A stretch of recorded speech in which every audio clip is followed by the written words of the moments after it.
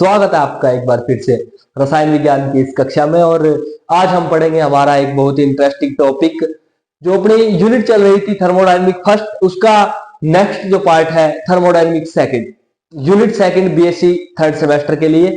आपकी परीक्षाओं का जो समय है वो आ गया है, जल्द ही आपकी परीक्षाएं शुरू होने वाली है, तो आप अपनी पढ़ाई के लिए को लेकर के चिंतित हो जाइए और पढ़ना शुरू कर दीजिए। तो देखिए, आज शुरू करते हैं हम हमारा टॉपिक है ऊष्मागतिकी का द्वितीय नियम। अब ऊष्मागतिकी का द्वितीय नियम टॉपिक है, लेकिन पढ़ना कहीं और से शुरू करना पड़ेगा। अपने को कहां से शुरू करना पड़ेगा? शुरू करना पड़ेगा प्रथम नियम से। क्यों? क्योंकि एक बात बताइए, कोई भी नियम अगर हम पढ़ रहे हैं, उस नियम के पीछे कुछ लॉजिक तो होना चाहिए। कोई जैसे न्यूटन की गति का नियम है, जैसे कि अपने पास उसका गुरुत्वाकर्षण बल का नियम है, तो उस नियम के पीछे कुछ लॉजिक है। तो वैसे ही थर्मोडायनेमिक्स ऊष्मागतिकी के दूसरे नियम की अगर मैं बात करूं, तो उस नियम के पीछे भी लॉजिक है। और लॉजिक ये है कि कहीं ना कहीं ऊष्मागतिकी का जो प्रथम नियम था, उस नियम में कमियां रह गई थी, और उन कमियों को पूर्ति किसके द्वारा किया जाता है? ऊष्मागतिकी के द्वितीय नियम के द्वारा किया जाता है।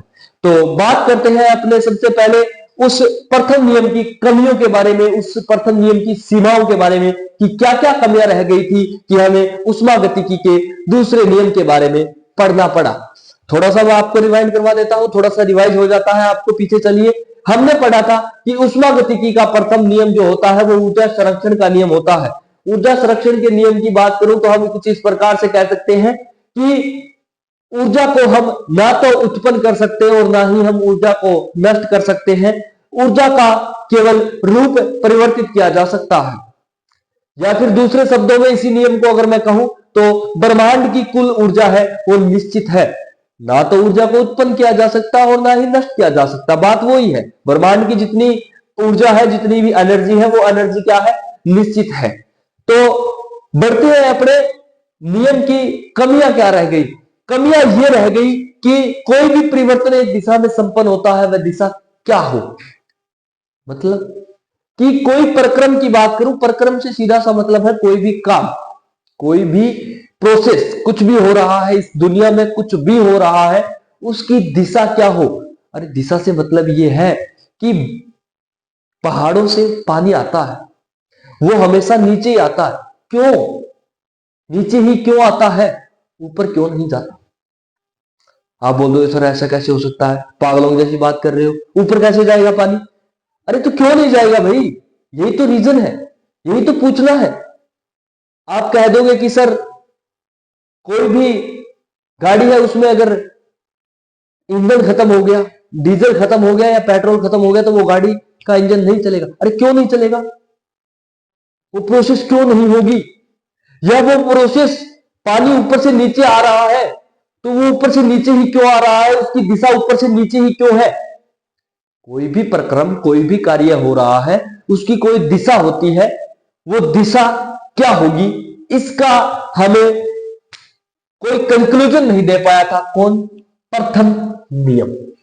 ऊष्मागतिकी का जो प्रथम नियम था, वो हमें ये नहीं बता पाया था कि कोई भी कार्य हो रहा है, कोई भी प्रोसेस हो रही है, कोई प्रक्रम हो रहा है, किसी तंत्र पर कुछ काम कर किया गया और वो प्रक्रम हुआ, उस तंत्र पे कुछ काम किया और प्रोसेस हुई, वो प्रोसेस किस दिशा में होगी, उसकी डायरेक्शन क्या होगी, वो डायरेक्शन हमें नहीं बता पाया था। कौन नहीं बता पाया था?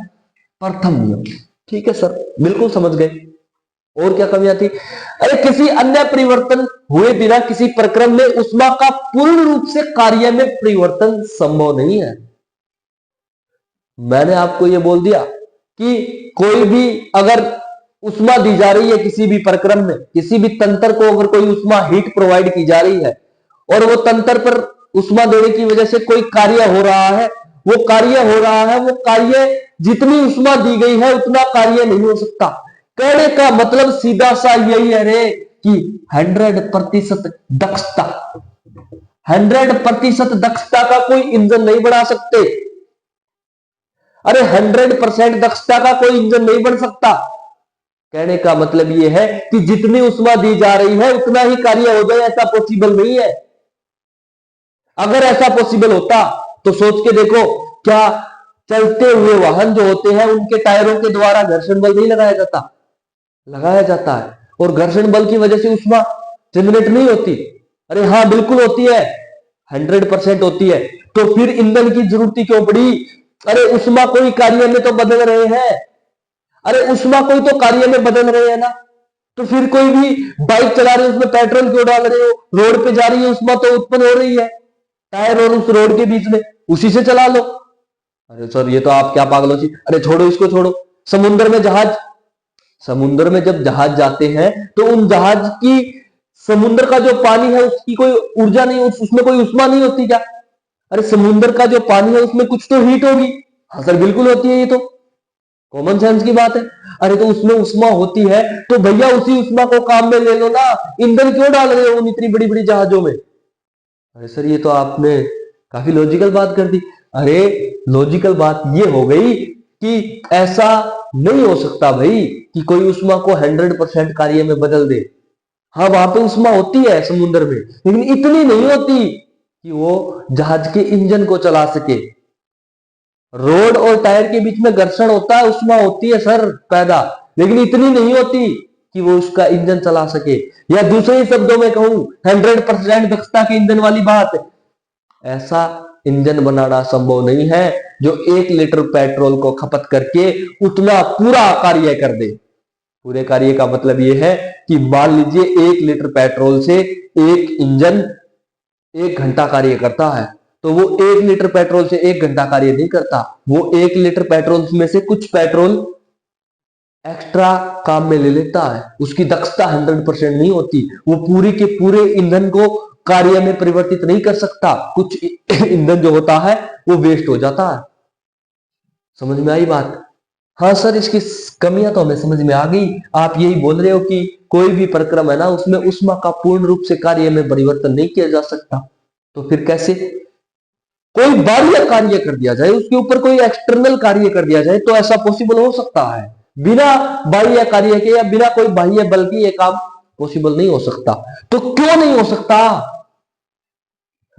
तो ये तो पहला नियम बताना ही भूल गया। ये तो बता दिया कि नहीं हो सकता, लेकिन क्यों, इसके पीछे का लॉजिक जानने के लिए आना पड़ेगा ऊष्मागतिकी के द्वितीय नियम पर। उससे पहले मैं आपको एक चीज पढ़ाना चाहूंगा, स्वतः प्रक्रम, स्पॉन्टेनियस प्रोसेस। क्या होता है स्वतः प्रक्रम? यानी कि कोई भी काम हो रहा है वो अपने आप हो रहा है, उसको हम स्वतः प्रक्रम कहते हैं। अरे सर अपने आप तो कुछ नहीं होता। बताता हूं अपने आप क्या नहीं होता। पानी में नमक घोल दो, अपने आप घुल जाएगा।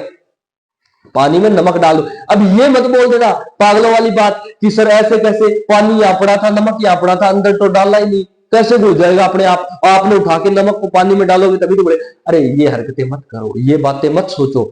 आप ये सोचो कि पानी में नमक डाल दिया और आपने कुछ भी उसमें ना तो उसको स्टीयर किया, ना उसको हिलाया आपने, ना उसको गर्म किया, वो नमक अपने आप उस पानी में घुल गया। वो होता है स्वतः प्रक्रम, अपने आप होने वाला। पानी में चीनी डाल दी, चीनी डालने के बाद आपने कुछ नहीं किया, सिर्फ चीनी डाल दी, उसके बाद आपने कुछ भी नहीं किया, वो घुल जाएगी उसमें। ये होता है स्वतः प्रक्रम। नदी हमेशा उच्च क्षेत्र से निम्न क्षेत्र की ओर बहती है, कुछ नहीं करते, धक्का थोड़ी लगाते हैं पानी को, चल चल, उच्च क्षेत्र से निम्न क्षेत्र की ओर अपने आप बहती है। दूसरी बात, गैस हमेशा उच्च दाब से निम्न दाब की ओर बहती है। अरे गैस हमेशा उच्च दाब से निम्न दाब की ओर बहती है, तो कोई धक्का करता है क्या उसको? स्वतः प्रक्रम है वो, स्पॉन्टेनियस प्रोसेस है, इसको हम कहते हैं स्वतः प्रक्रम। परिभाषा की बात करूं मैं अगर स्पॉन्टेनियस प्रोसेस की, ऐसा प्रक्रम जिसमें तंत्र पर कोई बाह्य कार्य न किया जाए। यानी कहने का मतलब है कि कुछ ऐसा काम हो जाए जिसपे हमें काम करने की जरूरत ही ना पड़े, कोई बाह्य काम न किया जाए, और वह बिना किसी बाह्य सहायता के पूर्ण हो जाए। ना तो कोई हेल्प करनी पड़े, ना उस पर कोई कार्य करना पड़े, यानी ना तो गर्म करना पड़े, ना हिलाना पड़े, सिर्फ नमक डाल दो पानी में अपने आप घुल जाएगा। सर स्वतः प्रक्रम की घटना है। इसका एक एग्जांपल और बता देता हूं, यही जो भी अपने बात कर रहे थे, द्रव या पानी का उच्च तल से निम्न तल की ओर बहना। अरे कोई बोलता थोड़ी है, कोई बाहर से काम थोड़ी कर रहा है भाई, मजदूर थोड़ी लगा रखे हैं कि अरे ये नदी बह रही है, इसको उच्च तल से निम्न तल की ओर बहाना है, धक्का दो भाई, नीचे की तरफ धक्का दो पानी को, तभी नीचे जाएगा पानी। अरे स्वतः प्रक्रम है भाई, अपने आप होने वाला काम है। तो ये होता है स्वतः प्रक्रम। अब स्वतः प्रक्रम के कुछ लक्षण बोल दो, कुछ अभिकृत बोल दो, कुछ कॉन्सिक्वेंस बोल दो। कुछ करेक्टरिस्टिक बोल दो, वो करेक्टरिस्टिक पढ़ लेते हैं अपने, उसके बाद में अपने पढ़ेंगे उष्मागतिकी के द्वितीय नियम की जो परिभाषा है, उष्मागतिकी का दूसरा नियम जो है वो है क्या। तो उसके लिए क्लाउसियस और केल्विन दो कथन देके गए थे, वो दोनों कथन भी पढ़ेंगे। लेकिन उससे पहले आप ये पढ़िए, कोई कार्य खर्च नहीं किया जाता। स्वतः प्रक्रम स्पॉन्टेनियस प्रोसेस जो होती है उसमें कोई काम नहीं किया जाता है भाई, अपने आप ही हो जाती है। हाँ सर ठीक है। स्वतः प्रक्रम अनुत्क्रमणीय होते हैं। अरे स्वतः प्रक्रम अनुत्क्रमणीय का मतलब है कि एक ही दिशा में संपन्न होते हैं, वापिस फर्स्ट स्टेज से जो स्टेज बन गई दूसरी स्टेज से वापस फर्स्ट स्टेज पे अपने आप नहीं आ सकते, अनुत्क्रमणीय होते हैं। अरे उत्क्रमणीय अनुत्क्रमणीय परिभाषा अभिक्रियाएं पढ़ते हैं ना अपने, कि सर वह अभिक्रिया जो एक ही दिशा में संपन्न होती है उसको उत्क्रमणीय, और जो दोनों दिशाओं में संपन्न होती है उसको अनुत्क्रमणीय कहते हैं। तो उसी प्रकार से स्वतः प्रक्रम होते हैं वो अनुत्क्रमणीय होते हैं। अनुत्क्रमणीय का मतलब यही है भैया कि वो सिर्फ एक ही दिशा में संपन्न होते हैं। कैसे, मैं बताता हूं आपको। मेरे पास एक गिलास है, पानी पानी भरा हुआ है इस गिलास में, और मैंने इसमें ऐड कर दिया साल्ट, नमक, नमक ऐड कर दिया। पानी में नमक ऐड किया और ये पानी में नमक घुल गया अपने आप। मैंने सिर्फ डाला था, उसके बाद कुछ नहीं किया, बस घुल गया, अपने आप ही घुल गया। स्वतः प्रक्रम है कि पानी में नमक घुल जाता है। अब पानी में नमक डालने के बाद में अपने पास एक और ये सॉल्यूशन बन गया। ये क्या है सर, ये पानी और नमक का सॉल्यूशन है, साल्ट प्लस पानी का। बिल्कुल ये एक प्रोसेस हुई है, एक प्रक्रम हुआ है। अब बिना कोई काम किए क्या मुझे ये नमक अलग और ये पानी अलग मिल सकता है क्या? कोई काम नहीं करना। अब ये मत बोल देना कि सर गर्म कर लो नमक नीचे रह जाएगा पानी वहां पर के, अरे ये नहीं करना, काम करना ही नहीं, कार्य करना ही नहीं। कोई कार्य किए बिना आप मुझे ये बता दो कि क्या ये नमक अलग और ये पानी अलग हो सकता है क्या? नहीं हो सकता। इसको गर्म करना ही पड़ेगा, उद्रोपातन करना ही पड़ेगा, इसका सब्लाइमेशन, उसके बाद ही ये क्या हो सकता है, अलग हो सकता है। समझ गए? अगर जब इसको गर्म करेंगे तो पानी क्या है, भाप बन के उठ जाएगा और नमक रह जाएगा, क्योंकि नमक का उतना ज्यादा होता है पानी के कंपैरिजन में। बिना गर्म किए बिना कोई कार्य किए ये ऐसे हो सकता है क्या? नहीं हो सकता। ऐसी प्रोसेस को कहते हैं अनुत्क्रमणीय प्रक्रम, अनुत्क्रमणीय प्रोसेस। उसके बाद में तीसरा कॉन्सिक्वेंस, कोई कार्य खर्च कर विपरीत दिशा में संपन्न करवाया जा सकता है। यानी कि स्वतः प्रक्रम जो है ना, उस स्वतः प्रक्रम पे अगर कोई कार्य कर दिया जाए ना तो उसको विपरीत दिशा में भी संपन्न करवाया जा सकता है। मतलब ये हो गया कि कोई काम अपने आप हो रहा है ना तो उसकी कोई दिशा होगी, उसकी कोई दिशा। जैसे कि मैंने आपको बोला, ये आप छत पे पानी डालिए, जिस तरफ ढाल होगी, जिस तरफ निम्न क्षेत्र होगा, उस क्षेत्र से निम्न क्षेत्र की ओर पानी चला जाएगा। फिर एक बात बताइए कि अगर सिर्फ स्वतः प्रक्रम होते, और स्वतः प्रक्रम तो उत्क्रमणीय होते हैं, उत्क्रमणीय होते ही नहीं, तो फिर कैसे अपने घरों की जो ऊपर टंकी रखी रहती है 5-5, 6-6 मंजिल ऊपर, उसमें पानी कैसे पहुंचाते रहे? तो सर ये तो आप सोचने वाली बात बता रहे हैं। अरे वहां पे पानी पहुंचाने के लिए क्या करते हैं, मोटर का यूज करते हैं। वो मोटर क्या कर रही है, वो मोटर कार्य कर रही है। आपने तो बता दिया कि उच्च क्षेत्र से निम्न क्षेत्र की ओर पानी आता है, ये स्वतः प्रक्रम है। लेकिन निम्न क्षेत्र से उच्च क्षेत्र की ओर भी पानी पहुंचा सकते हैं कि नहीं? अगर क्या अपने काम करते देखा नहीं क्या मोटर को?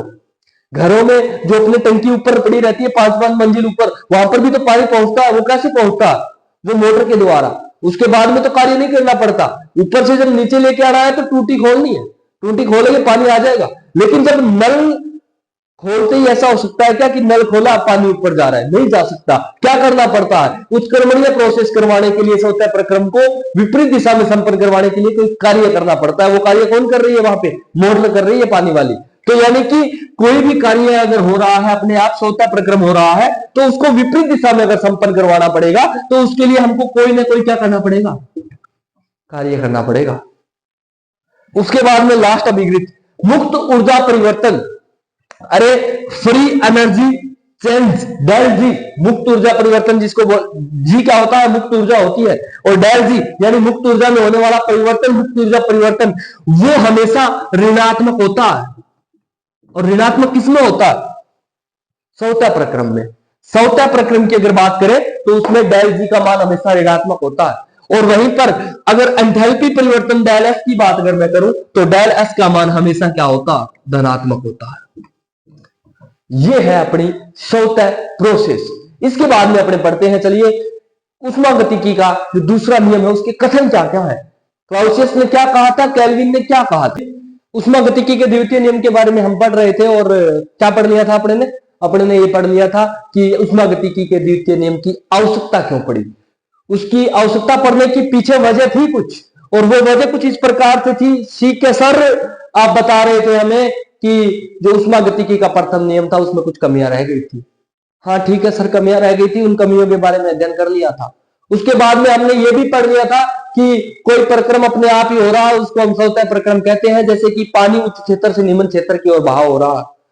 उसके बाद में आपने ये बताया कि फिर चलो हम पढ़ेंगे कि हमें उष्मागतिकी के द्वितीय नियम की जरूरत तो पड़ी, तो वो उष्मागतिकी का द्वितीय नियम है क्या। तो उष्मागतिकी के द्वितीय नियम को पढ़ने के लिए हमें एक टर्म यूज करेंगे, उष्मा कुंड। उष्मा कुंड, वो उष्मा कुंड क्या है, उस उष्मा कुंड के बारे में पहले पढ़ लेते हैं। फिर अपने दो कथन थे, एक तो क्लाउसियस का था और एक था केल्विन का। उन दोनों कथनों को पढ़ करके इस उष्मागतिकी के द्वितीय नियम के जो पूर्ण है वो कर देंगे। तो देखिए, बात करते हैं अपने सबसे पहले उष्मा कुंड के बारे में कि क्या है उष्मा कुंड। ऐसा तंत्र जिसका ताप तंत्र के प्रत्येक भाग में समान होता है, यानी कि कहने का मतलब कुछ नहीं है उष्मा कुंड, एक तंत्र ही है। और तंत्र क्या होता है, इस ब्रह्मांड का वह भाग जिसका के ऊपर हम अध्ययन कर रहे हैं वो तंत्र होता है, और उस तंत्र के अलावा पूरा ब्रह्मांड जो बच गया उसको पारिपार्श्विक कहते हैं। पता है ना आपको ये बात, तो कि एक ऐसा भाग जिसका हम अध्ययन कर रहे हैं वो तंत्र है, और उस तंत्र के अलावा जो कुछ ब्रह्मांड में बच गया वो सारा का सारा क्या है, पारिपार्श्विक है। तो तंत्र की अगर बात करूं, उष्मा कुंड क्या है, एक ऐसा तंत्र ही है जिसका ताप तंत्र के प्रत्येक भाग में क्या होता है, समान होता है। यानी कहने का मतलब है कि ताप है एक तंत्र का, अगर पूरे तंत्र में ताप समान है तो ऐसे तंत्र को हम उष्मा कुंड कहते हैं। समझ गए? हाँ सर बिल्कुल। अब उष्मा कुंड तो कहते हैं, लेकिन उस उष्मा कुंड की एक खासियत होती है, वो क्या, अरे ऐसे तंत्र में अगर थोड़ी बहुत कुछ मात्रा में अगर उष्मा प्रवाहित कर दी जाए तो कोई फर्क नहीं पड़ेगा, और अगर उसमें से कुछ मात्रा में उष्मा निकाल ली जाए तो भी कोई फर्क नहीं पड़ेगा। किसके ऊपर, उस तंत्र के तापमान पे। कहने का मतलब यह है कि ऐसा कुंड या ऐसा तंत्र जिसका ताप पूरे भाग में समान हो उसको उष्मा कुंड कहते हैं, और उस उष्मा कुंड के तापमान पर कोई भी प्रभाव नहीं पड़ता अगर कुछ उष्मा उसकी तरफ प्रवाहित कर दी जाए या उसमें से कुछ उष्मा को निकाल लिया जाए। ऐसा तंत्र, ऐसा सिस्टम क्या कहलाता है, ऐसा निकाय क्या कहलाता है, उष्मा कुंड कहलाता है। उष्मा कुंड को समझ लिया। अब बात करते हैं दोनों कथनों की। तो सबसे पहले मैं चलता हूं केल्विन के पास। क्या था केल्विन का कथन? तो केल्विन ने क्या बताया था, केल्विन ने बताया था कि कोई भी उष्मा कुंड के चक्रीय प्रक्रम के लिए यह संभव नहीं है कि पारिपार्श्विक में कोई धनात्मक कार्य कर सके। एक अकेले उष्मा कुंड के चक्रीय प्रक्रम के लिए, यानी कोई एक तंत्र, उष्मा कुंड यानी तंत्र, एक तंत्र के चक्रीय प्रक्रम के लिए, मान लीजिए एक ही तंत्र पर कोई काम हो रहा है, यानी चक्रीय प्रक्रम है, एक ही तंत्र पर अगर कोई प्रोसेस हो रही है, यह संभव नहीं है कि वह पारिपार्श्विक में कोई धनात्मक कार्य कर सके। यानी कि कोई उष्मा कुंड है वो अपने पारिपार्श्विक में धनात्मक कार्य का मतलब है कि कार्य का मान कुछ होना चाहिए। हमें यह पता है कि W कार्य किया गया कार्य किसके बराबर होता, Q1 Q2 Q3 Qn। ये क्या है भैया, Q1 Q1 Q2 Q3 Q1, ये है उष्मा का मान किसके, अलग अलग उष्मा कुंडों के। यानी अगर 2-3 उष्मा कुंड है अपने पास, 2-3 तंत्र है, उनकी टोटल उष्माओं को अगर जोड़ दिया जाए तो वो कार्य के बराबर आता है। यह भी पॉसिबल है कि कोई भी कार्य क्या हो सकता है, 2 उष्मा कुंडों का कुल उष्मा को अगर जोड़ दिया जाए तो कोई कार्य हो सकता है। लेकिन यह पॉसिबल नहीं है कि कार्य का मान एक ही उष्मा कुंड के चक्रीय प्रक्रम के लिए धनात्मक आ जाए, ऐसा पॉसिबल नहीं है। यह था उष्मागतिकी का द्वितीय नियम, किसके अकॉर्डिंग, केल्विन के अकॉर्डिंग। फिर क्लाउसियस ने कहा कि हाँ ठीक है, इसकी बात काफी हद तक सही है, लेकिन क्या इसको थोड़ा परिवर्तित रूप से ये नहीं कह सकते क्या कि किसी चक्रीय प्रक्रम के लिए यह संभव नहीं है कि किसी कार्य को नष्ट हुए बिना, यानी कोई कार्य हुए बिना, किसी कार्य के नष्ट हुए बिना, थोड़ा टिपिकल बनाया गया लैंग्वेज को, सीधी सी बात है कि कोई काम हुए बिना कम ताप वाले उष्मा कुंड से, यानी वह तंत्र जिसका तापमान कम है अधिक ताप वाले उष्मा कुंड की ओर हो। कहने का मतलब यह है कि ऐसा सिस्टम, ऐसा तंत्र हो सकता है क्या बिना कोई काम किए कि उच्च ताप से, सॉरी, निम्न ताप से उच्च ताप वाले, निम्न ताप से उच्च ताप वाले तंत्र की ओर उष्मा का प्रवाह हो। अरे वही बात होगी, ऐसा हो सकता है क्या कि नल को ऑन किया और बिना मोटर के पानी टंकी भर जाए? अरे ऐसा हो सकता है क्या? नीचे एक जग है, आपने नल ऑन किया, ऊपर टंकी भरी हुई थी पानी की, जग भर गया पानी का, क्योंकि ऊपर से नीचे की ओर सौता प्रक्रम हुआ, पानी अपने आप आ गया ऊपर से नीचे की ओर। ऐसा हुआ है क्या भरा हुआ जग लेके गए और चलो नल को ऑन करते हैं अब पानी ऊपर चला जाएगा? नहीं हुआ ना, होगा भी नहीं कभी। क्यों नहीं होगा? क्योंकि बिना कोई कार्य किए उत्क्रमणीय प्रक्रम हो ही नहीं सकता। सौता प्रक्रम हो सकता है लेकिन उसका विपरीत कार्य नहीं हो सकता। यही तो सेकंड लॉ है, यही ये बता रहा है। अगर उष्मा गतिकी की बात करें यानी उष्मा के रिलेटेड बात करें तो यही है कि भैया ऐसा नहीं हो सकता कि कोई निम्न ताप से उष्मा उच्च ताप वाले तंत्र की ओर चली जाए, यानी ऐसा कोई कुंड जिसका ताप कम हो उससे उष्मा उच्च ताप वाले कुंड की तरफ नहीं जा सकती। कभी ऐसा हुआ है क्या कि एक गिलास ठंडा पानी बिल्कुल पास में रख दिया जाए एक गिलास गर्म पानी के, समझ गए मेरी बात, और ठंडे पानी से कुछ उष्मा गर्म पानी की ओर जाकर के पानी और गर्म हो गया? सोचो, अरे मानो कि एक गर्म पानी का ये गिलास और इसके बिल्कुल बगल में अटैच करके कि एक ठंडे पानी का गिलास रख दिया।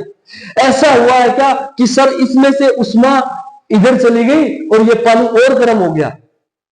नहीं होगा। होगा क्या कि सर इसमें से उष्मा इधर आ जाएगी और ये पानी कुछ गर्म हो जाएगा और ये पानी ठंडा हो जाएगा। यानी कि बिना कोई कार्य किए उष्मा का प्रवाह है निम्न ताप से उच्च ताप की ओर पॉसिबल नहीं हो सकता। उष्मा गतिकी का द्वितीय नियम है, थर्मोडायनेमिक्स का सेकंड लॉ यही है। क्लाउसियस और केल्विन ने दो कथन दिए थे, वो आपके सामने है। अब इसके बाद में अपने नेक्स्ट टॉपिक पढ़ेंगे कार्नो इंजन। क्या है कार्नो इंजन, क्या होती है उसकी कार्नो इंजन की दक्षता, उसके बारे में। तब तक के लिए आप सबका बहुत बहुत धन्यवाद। अगर आप चैनल पे नए आए हो तो आप चैनल को सब्सक्राइब जरूर कर दीजिएगा। आपको यहाँ पे ग्रेजुएशन लेवल के लिए केमिस्ट्री का अध्ययन करवाया जाता है, वो भी प्योर हिंदी मीडियम में। Thank you.